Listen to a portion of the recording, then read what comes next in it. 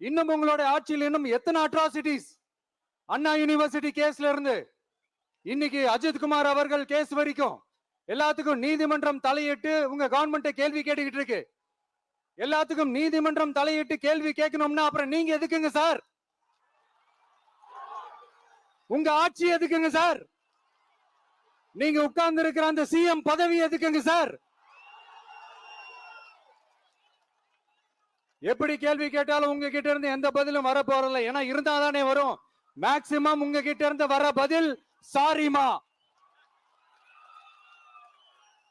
தெரியாம நடந்துருச்சுமா, இல்லனா நடக்க கூடாதது நடந்துருச்சுமா, சாரிமா, அவ்வளவுதானே. இந்த வெற்று விளம்பர மாடல் திமுக சர்க்கார் இப்ப சாரிமா மாடல் சர்க்காரா மாறிடுச்சு. இப்படி இருக்கிற இந்த இன்எபிலிட்டி கவர்மெண்ட் இந்த ஆட்சியை விட்டு போறதுக்குள்ள நீங்க செஞ்ச எல்லா தப்புக்கும் பரிகாரமா சட்டம் ஒழுங்க சரி செஞ்சே ஆகணும்.